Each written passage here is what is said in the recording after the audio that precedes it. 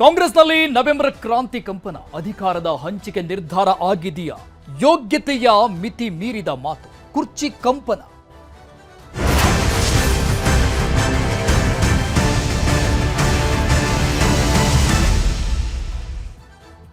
ಕಾಂಗ್ರೆಸ್ನಲ್ಲಿ ಜೋರಾಗ್ತಾ ಇದೆಯಾ ಕುರ್ಚಿಯ ಕದನ? ಸಿಎಂ ಸ್ಥಾನದ ಆಕಾಂಕ್ಷಿಗಳಿಗೆ ಸಚಿವ ಎಂಸಿ ಸುಧಾಕರ್ ಕೌಂಟರ್ ಕೊಟ್ಟಿದ್ದಾರೆ. ಒಂದು ಕಡೆ ಪವರ್ ಶೇರಿಂಗ್ ವಿಚಾರಕ್ಕೆ ಸಂಬಂಧಪಟ್ಟಂಗೆ ದೊಡ್ಡ ಮಟ್ಟದ ಚರ್ಚೆ. ಈ ಬೆನ್ನಲ್ಲೇ ಸಿಎಂ ಸ್ಥಾನದ ಆಕಾಂಕ್ಷಿಗಳಿಗೆ ಯಾರೆಲ್ಲ ಕುರ್ಚಿ ಮೇಲೆ ಕೂತ್ಕೋಬೇಕು ಅಂತ ಆಸೆ ಪಡ್ತಾ ಇದ್ದಾರೆ ಅವರಿಗೆ ಸಚಿವ ಸುಧಾಕರ್ ಕೌಂಟರ್ ಕೊಟ್ಟಿದ್ದಾರೆ. ಎಲ್ಲರಿಗೂ ಆಸೆ ಇರುತ್ತೆ, ಆದ್ರೆ ಯೋಗ್ಯತೆ ಇರಬೇಕು. ಪ್ರತಿಯೊಬ್ಬರಿಗೂ ಸಿಎಂ ಆಗುವ ಆಸೆ ಇರುತ್ತೆ, ಆದ್ರೆ ನಮ್ಮ ಯೋಗ್ಯತೆ ಇದೆಯಾ ಅಂತ ಪ್ರಶ್ನೆ ಮಾಡ್ಕೊಳ್ಬೇಕು ನಾವು ಅಂತ ಹೇಳಿದ್ದಾರೆ ಸಚಿವ ಸುಧಾಕರ್.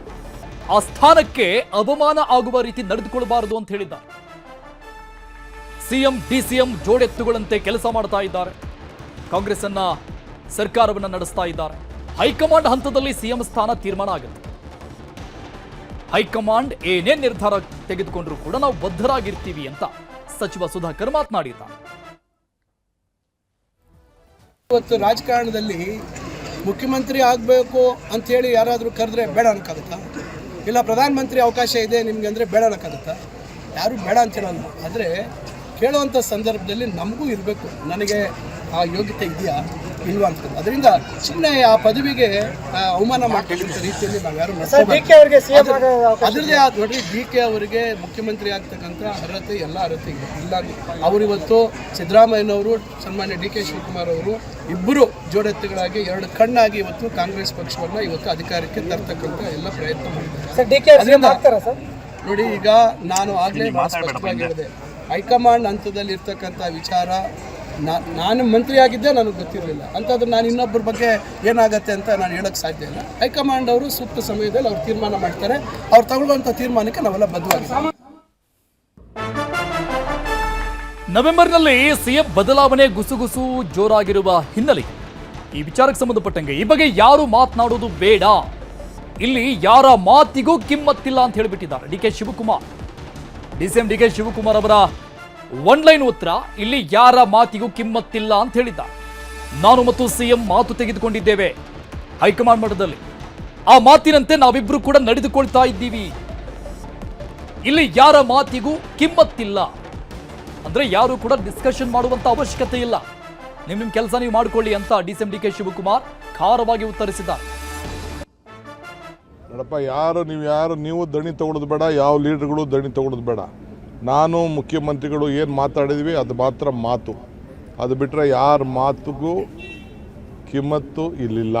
ಪಕ್ಷದ ಒಮ್ಮತ ಏನು, ಒಮ್ಮತದಲ್ಲಿರೋದಕ್ಕೆ ಈ ರಾಜ್ಯದಲ್ಲಿ 135 ಬಂದು 36 ಆಗಿ 139 ಆಗಿ 141ವರೆಗೂ ತಲುಪಿದ್ದೀವಿ.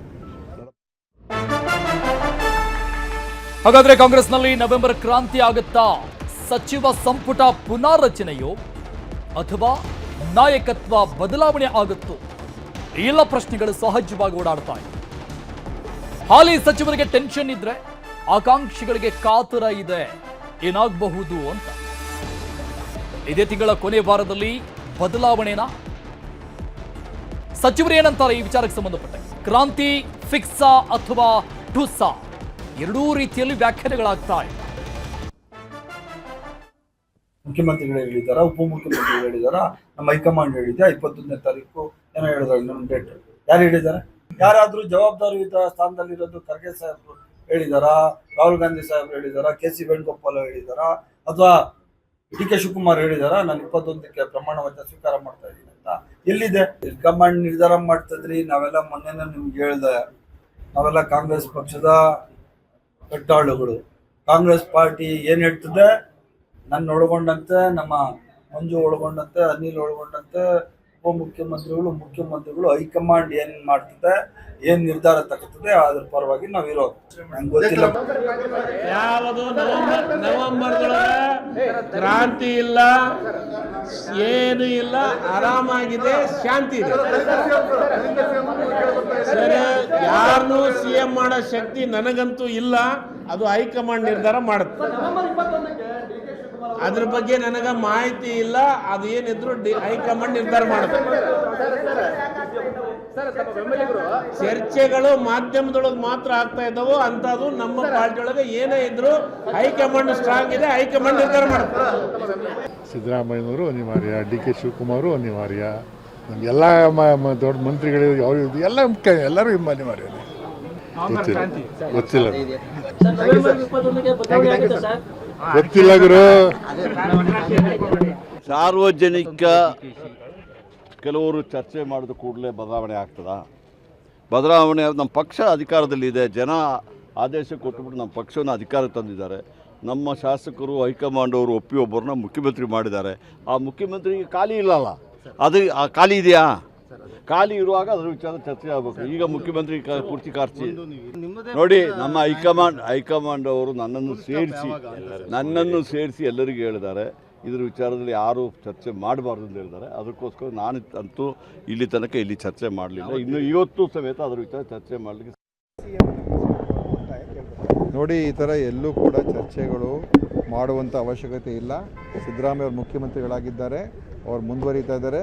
ನಾವು ಈ ರೀತಿಯಾಗಿ ಇನ್ನೊಬ್ಬರು ಮುಖ್ಯಮಂತ್ರಿ ಆಗಬೇಕು ಅಥವಾ ಚರ್ಚೆ ಆಗಬೇಕು ಅಂತ ಯಾವುದೇ ರೀತಿಯ ಕಾರಣಗಳು ಕೂಡ ಇಲ್ಲ, ಅವಕಾಶಗಳು ಕೂಡ ಇಲ್ಲ, ಅದರ ಸನ್ನಿವೇಶನೂ ಕೂಡ ಇಲ್ಲ. ಮೊನ್ನೆ ಬಂದಾಗಲೇ ಹೇಳಿದರು ಹೈಕಮಾಂಡ್. ನೀವು ಕೇಳಿದಾಗ ಖಂಡಿತ ಈಗ ನಾನು ಅದನ್ನೇ ಹೇಳ್ತೀನಿ. ಈಗ ನನ್ನನ್ನು ಕೇಳ್ಬೋದು, ನೀವು ಮಂತ್ರಿಯಾಗಿ ಮುಂದುವರಿತೀರಾ ಅಂತ ನಾನು ಹೇಳ್ಬೋದು. ನಾನು ಹೇಳ್ತೀನಿ, ಹೌದು, ನನಗೆ ಆಸೆ ಇದೆಯೋ ಇಲ್ವೋ ಅದು ಬೇರೆ ಪ್ರಶ್ನೆ. ಹೈಕಮಾಂಡ್ ತೀರ್ಮಾನ ಏನಾಗುತ್ತೆ ಅದಕ್ಕೆ ಬದ್ಧರಾಗಿರ್ತೀವಿ. ಪಕ್ಷ ನಮ್ಮ ಶಿಸ್ತಿನ ಪಕ್ಷ. ಅದಕ್ಕೋಸ್ಕರ ಮುಖ್ಯಮಂತ್ರಿಯವರು ನಮ್ಮ ಪಕ್ಷದ ವರಿಷ್ಠರ ತೀರ್ಮಾನ ಏನಿರ್ತದೆ ಅದರ ಪ್ರಕಾರ ನಾನು ಮಾಡ್ತೀನಿ ಅಂತ ಅವ್ರು ಹೇಳಿದ್ದಾರೆ. ಆದರೆ ಆ ಸನ್ನಿವೇಶ ಏನು ಕೇಳ್ತಾ ಇದ್ದೀರಾ, ಅದು ಸದ್ಯದ ಪರಿಸ್ಥಿತಿಯಲ್ಲಿ ಏನೂ ಇಲ್ಲ. ನೋಡಿ, ವಿಸ್ತರಣೆ ಅದು ಆಗುವಂಥದ್ದು ಆಗ್ತದೆ. ಯಾವಾಗ ಆಗಬೇಕು, ಏನಾಗಬೇಕು, ಅದು ಮುಖ್ಯಮಂತ್ರಿಯವರು, ರಾಷ್ಟ್ರದ ಅಧ್ಯಕ್ಷರು, ನಮ್ಮ ಉಸ್ತುವಾರಿ ಇದ್ದಾರೆ ಮತ್ತು ರಾಜ್ಯದ ಅಧ್ಯಕ್ಷರಿದ್ದಾರೆ, ಎಲ್ಲ ಕೂತ್ಕೊಂಡು ತೀರ್ಮಾನ ಮಾಡ್ತಾರೆ. ಅದು ಶುರು ಆದಾಗ ಪ್ರಕ್ರಿಯೆ ನಿಮಗೂ ಕೂಡ ಗೊತ್ತಾಗ್ತದೆ. ಸದ್ಯದಲ್ಲಿ ಇನ್ನೂ ಏನು ಪ್ರಾರಂಭ ಏನಾಗಿಲ್ಲ ತಾನೆ.